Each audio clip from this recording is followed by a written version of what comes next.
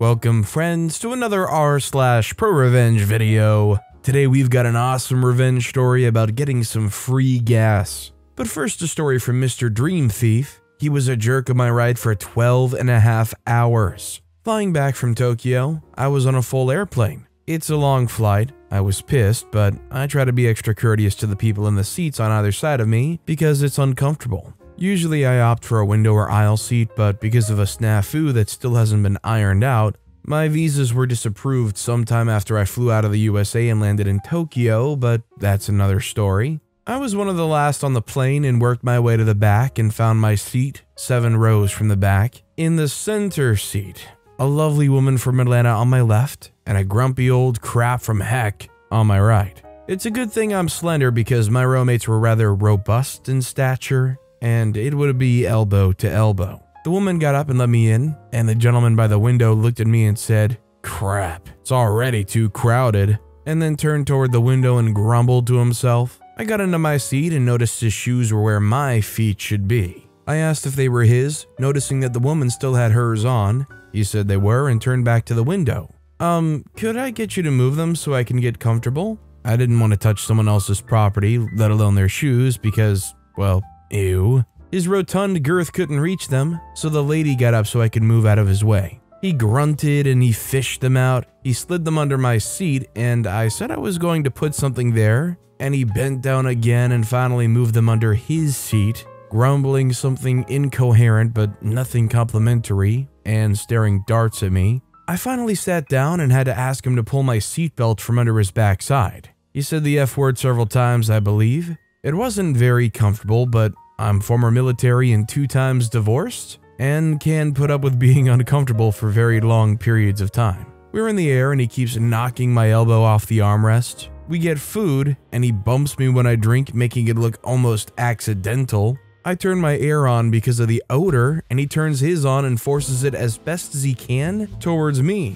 No, I know I'm smelling clean. I close my eyes after the meal, and he keeps opening and closing the darn window shade. It annoys the crap out of everyone in the area. He keeps adjusting himself in his seat, bumping into me, keeping me from sleeping. It was a continuous 12.5 hours of him being as discourteous as he could without crossing a line where I say something or begin retaliation, like farting loudly as I bend and stretch my back. The woman and I, she a grandmother to 7, and me expecting my first grandson late this month, had a number of friendly conversations, and I wished her the best as the plane began deboarding. The man, on the other hand, since he was by the window, had to wait for me to get out of the road to get his case. I, on the other hand, was not in a hurry. I had a 7-hour layover and had plenty of time. I allowed the 6 other rows behind me to get off the plane before me, saying I had to get my backpack from the overhead.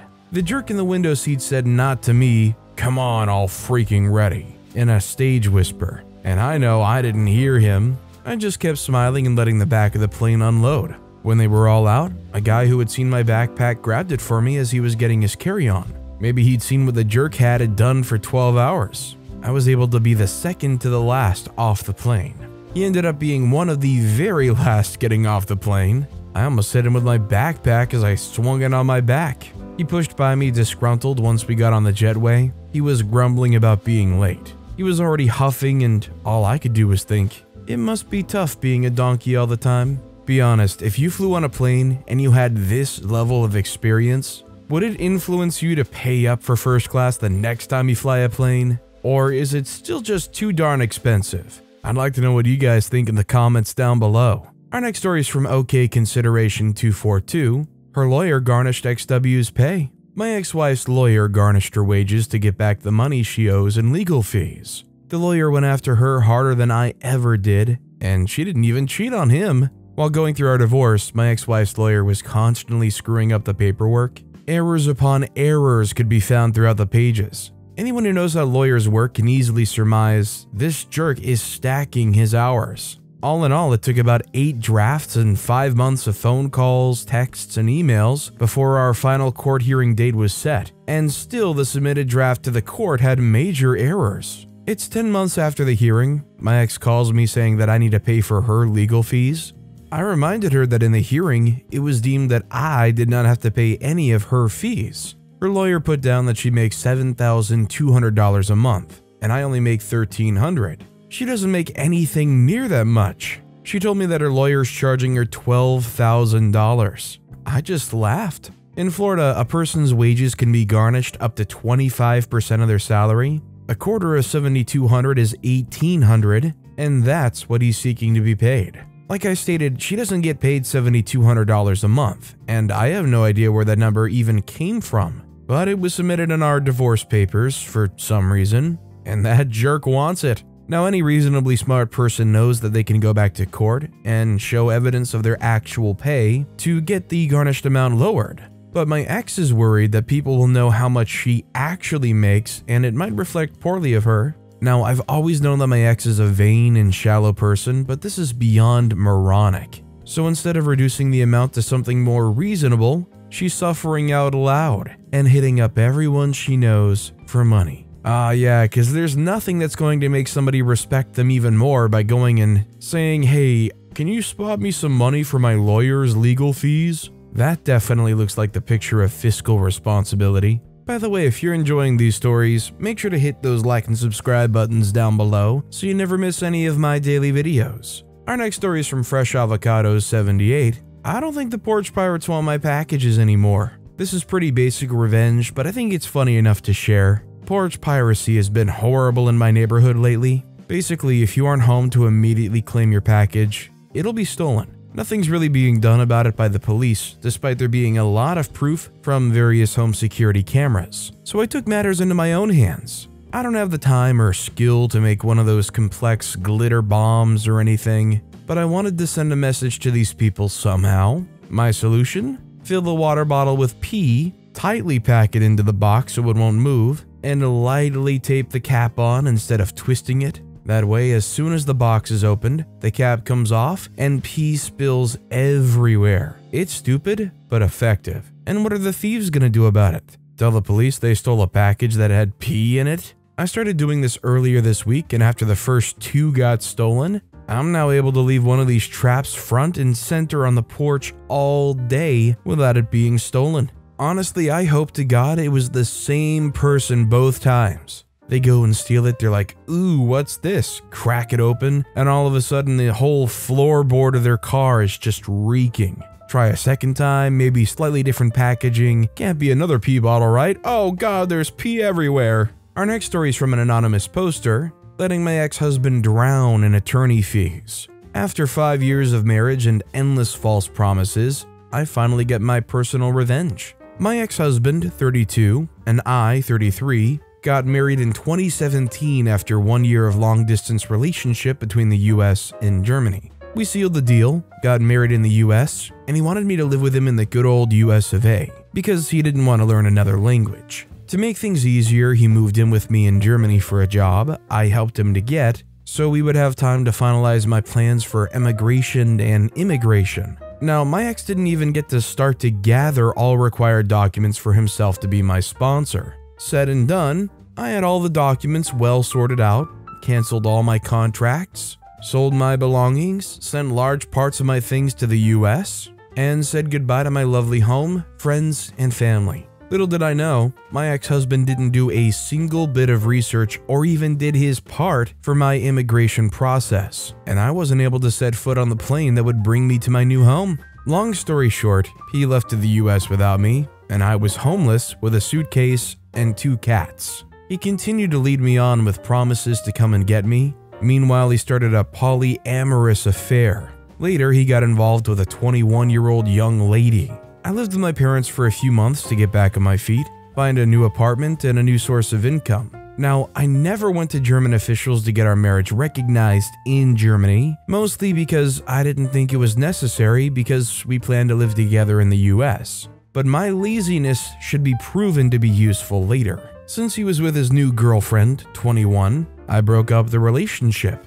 In the US, we still counted as married, and focused on myself, regaining my independence and rebuilding my life in my home country. I fell in love with an acquaintance, 31, that I've known for 13 years, and we soon found that we have very much the same goals in life, and the very same ideals and wishes for a monogamous life. Meanwhile, I've been in contact with my ex to finally get him to start the divorce in the US. Since the marriage was closed in the US, only a US citizen is able to petition for the divorce at the district court. I didn't want my name to be further affiliated with him, and I also didn't see the reason why he should further profit from tax benefits. I made clear I didn't want this anymore and wanted to move on. Finally, he got a process started and forgot one single thing: I'm not an American citizen. So everything that applies in the US when it comes to paperwork doesn't apply to me in Germany. Means serving me via email? Nope. Wanting me to sign something electronically? Nope, not possible. All they would have to do is to send me the notarized, signed, and translated paperwork via physical mail, but they don't. So I get email after email with pleas to get me to sign up to sign the US divorce papers electronically. With every mail his lawyer sends me, his pay ramps up. Don't get me wrong, I certainly told the lawyer what he has to do in order to get me to sign a legally significant piece of paper, but I guess he doesn't know international laws. So at this point, my ex still sits on all of my belongings I asked him to give back, and since he doesn't do that, I'll keep collecting spam mails from his lawyer. That's my personal revenge for leading me on, using my hopeless romantic heart, and leaving me alone when things went hard. I don't count as married in Germany, and am currently expecting a little baby boy with my partner, and we're building a life together without false promises. For some reason, I feel like a lot of people in relationships like this, they tend to hang on a little too long. I think I'm more glad than anything just to see OP give it up when clearly this guy didn't even care enough to get them back to the country with them. The ex-husband didn't put in an iota amount of work trying to figure out how they could get their supposed life partner back in a country with them. Our next story is from KC Blonde Mom. It's a tumor, is what my husband would say when I was prego. It was a cute inside joke between the two of us. Jumped to me a week overdue, very large, very miserable, and very much over people who knew me and knew better, asking if I was having twins. I ran into an old friend at the grocery store. As we stood chatting, a random woman I didn't know started rubbing my stomach, asking when I was due. I legit looked her in the eye and said, "I'm not pregnant. I have a very large tumor and they're finally able to remove it next week." She was shocked and mortified. She stammered out an apology and quickly walked away. My friend thought it was hilarious, and hopefully that woman learned something about touching strangers without asking.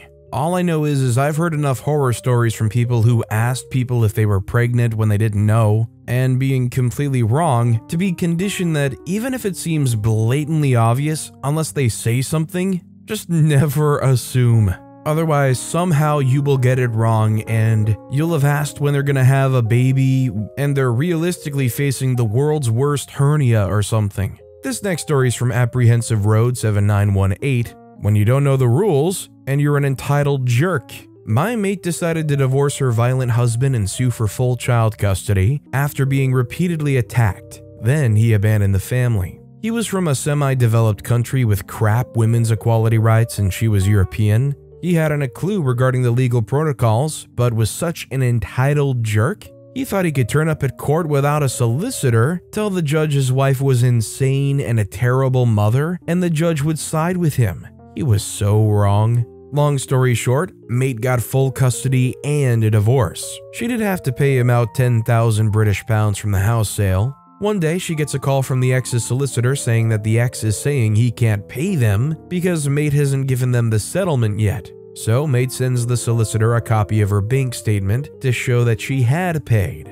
She claims full child support from ex and is told his wage is so low that he only has to give her £20 a month. 3 months after the divorce, she hears through the grapevine that he's trying to arrange a new marriage. The immigration rules are that the person applying for a spousal visa must have a very good wage to support the new wife, or the visa is denied. So, mate quickly reapplies for spousal support, knowing ex has submitted his real wage, so he can get a new wife over. Her child support increased to £500 per month. He texts her a demand they work the money out between themselves. She tells him to jog on. That's so rich that this guy is going to go and be an awful partner, an awful father. and then say, "Come on, we don't need to keep this on the books. Let's just work it out like people that had a functioning relationship and ended things on good terms." I tell him to jog on too, and jog on is a very polite way to put it. Our next story is from Techno Grind,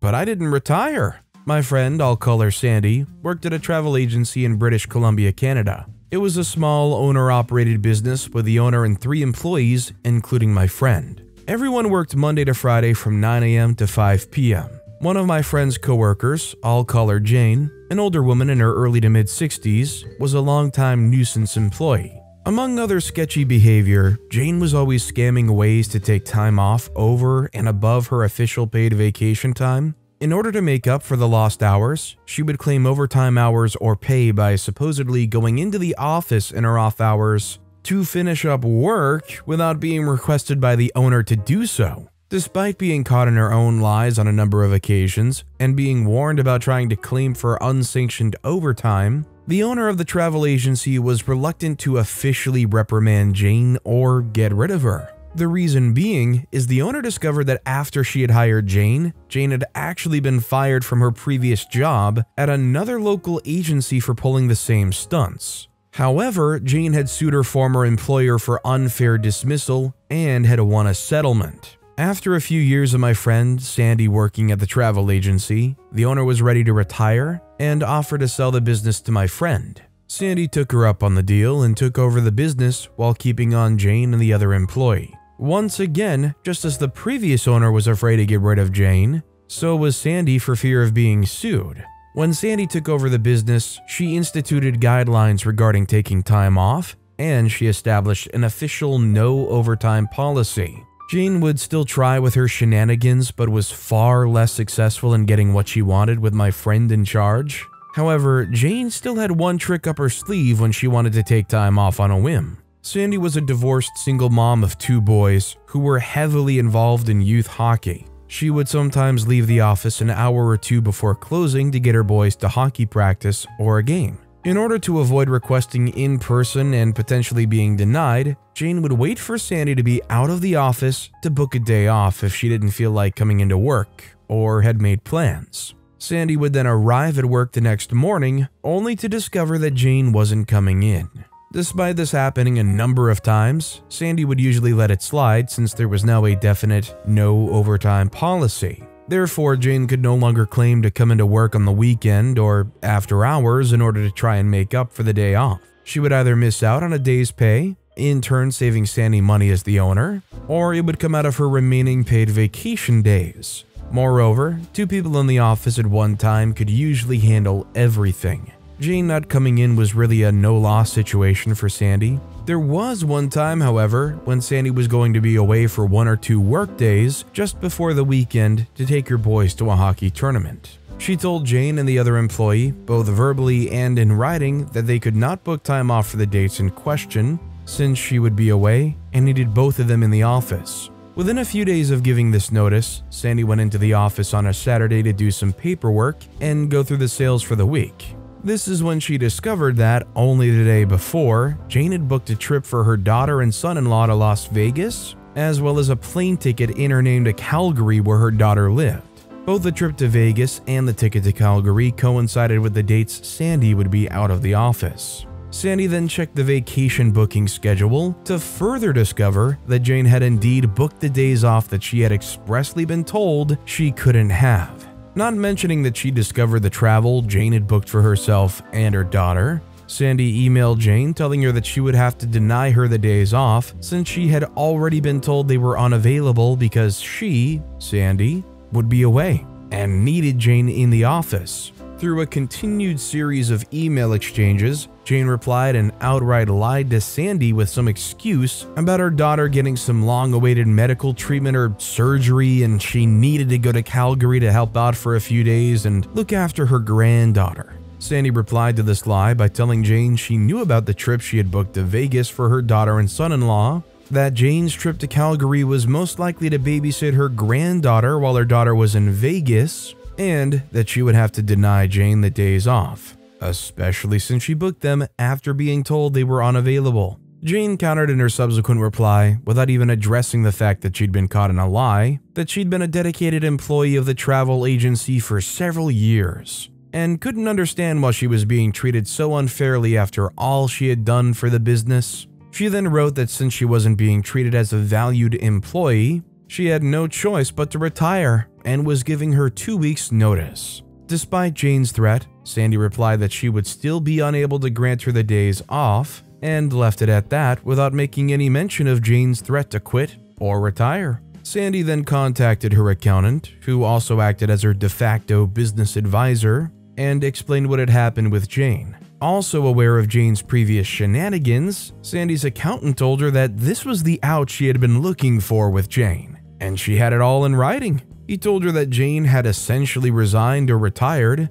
and all Sandy needed to do was honor Jane's desire to do so. Let her finish out her 2 weeks, or pay her 2 weeks' wage in lieu with no further severance pay legally required since she hadn't been fired. The following Monday, Sandy went into the office early, accompanied by her long-term boyfriend to act as a witness. She put Jane's belongings from her desk into a box and took the things that were property of the business. Since Jane was old school and resisted inputting client information in the computer database, this also included a small box filled with index cards, which had client phone numbers, addresses, credit card information, and other personal information noted on them. In the meantime, the other employee had arrived for work, and they all waited for Jane to show up. Jane arrived just before 9 o'clock, acting as though nothing had happened, and greeted everyone with a good morning as she walked through the door. However, she was apparently taken aback slightly when she noticed Sandy's boyfriend seated in the far corner of the office.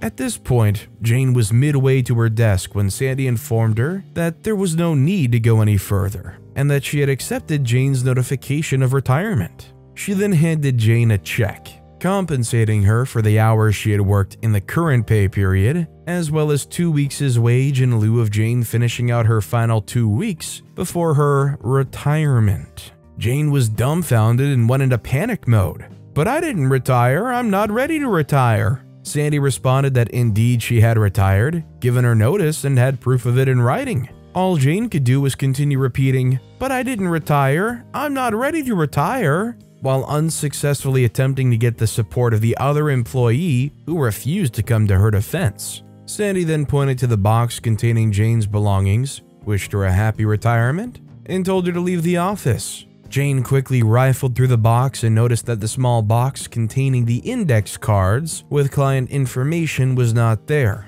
She insisted that Sandy return it to her, which Sandy refused to do, explaining that it was property of the business, contained personal client information, and that she would be in violation of Canadian privacy laws if she were to let Jane take it. Jane's shock had now turned to obstinance, and she refused to leave without the box. Both the other employee and Sandy's boyfriend had started to get involved, repeatedly telling Jane to just leave. Sandy then informed Jane that if she didn't leave, they would have to call the RCMP, Canadian Police. At which point, Sandy's boyfriend dialed 911 to inform the dispatcher of a disgruntled former employee at XYZ Travel Agency who was refusing to leave the premises. Within a few minutes, 2 police officers arrived, and Jane immediately ran to the door, ranting about being fired and about missing the box of client info. In order to de-escalate the situation, one police officer told Jane to come outside and explain to him her side of the story.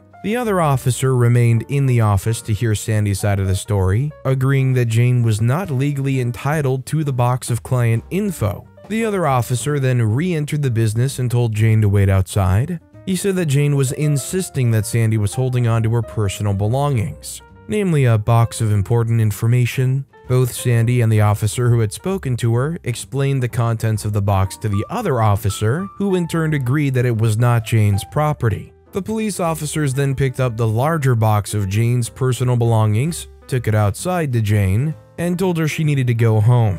To rub salt in Jane's wounds, the next day, Sandy put up a large sign in the window of the business congratulating Jane on her retirement, and even put a small announcement in the local newspaper doing the same thing. The icing on this piece of revenge cake was Sandy, when filling out the necessary government forms for when an employee quits or gets fired or retires, made sure to check the box labeled retired for the reason Jane was no longer being employed. By doing so, Jane was ineligible to collect unemployment insurance benefits. You know, all this drama involving Jane and this box of client info sure reminds me of some other drama I've been hearing a lot about recently. Needless to say, I guess it's no big surprise when Jane surprisingly unretires and rejoins the workforce after so quickly making a retirement decision. And our final story of the day is from Affectionate Gold 84. Want some free gas? I got you, bro. So several years ago, my friend, we'll call him Boris, and I would always help each other do the spring cleanup for our properties. This included taking out damaged trees, preparing garden plots, and taking care of our weed-infested yards. I was going to be the first on cleanup detail, so I prepared tools and implements the Friday before the big cleanup was to happen. Sharpening tools and chainsaw chains, lawnmower blade, and just getting everything in order. Among those tasks was mixing head with 2-cycle oil.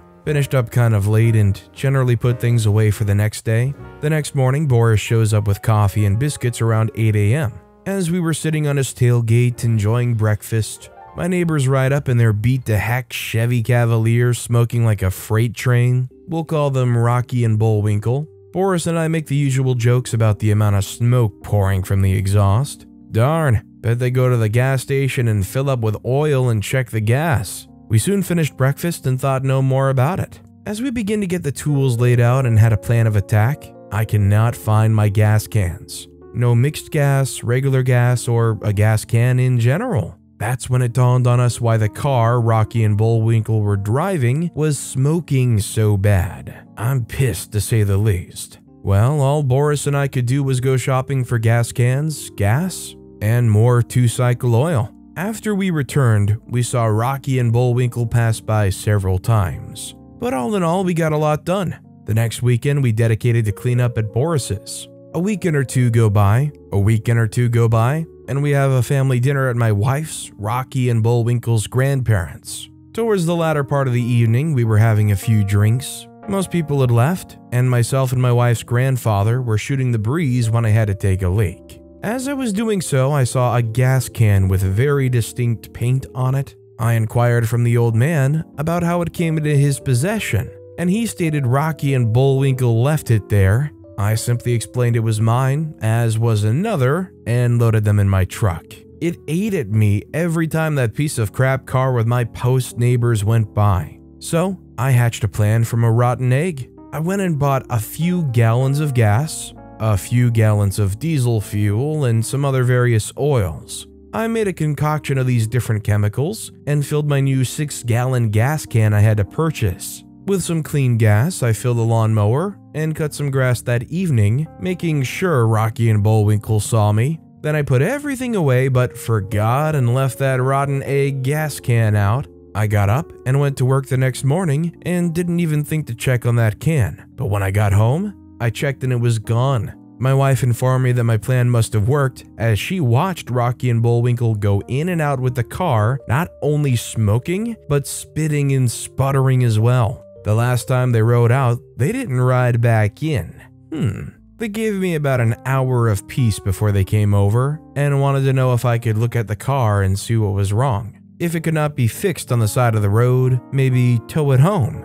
My response? I've had a long day and have a migraine. Maybe tomorrow. I saw the panic set in when I told them that. That's when they told me they had no insurance and it was on a main road. Tough luck. So the highway patrol did run across it and had it towed. It was going to cost them around $500 to get it out of impound, plus they had to have current registration and insurance. Car wasn't worth it. Well, they're those type of people that good luck just falls on them, and the pastor for a local church gave them an old Ford Taurus. Took me a few cans of rotten egg gas, but I got the motor to lock up after about a month. This time it quit in their grandparents' yard, so they scrapped it, and as luck would have it, they got their income tax returns. They bought a nice-looking Ford F-150, but it began having problems too. Smoked really bad. They did take it to a mechanic that eventually found the problem. He got the truck running right again for about $1,500, and I've never had any more gas come up missing.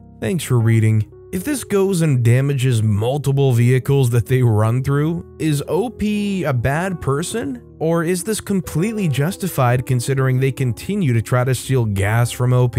Not only do they continue to try to steal gas from OP, but they're stupid in not realizing that it's tainted and that's what's causing these cars to blow up on them. But with that being said, that's all the time we have for today. Now, if you want to hear another absolutely crazy revenge story, click on that left video, or if you missed my latest video, check out the one on the right. That said, I'll see you all next time with some more stories.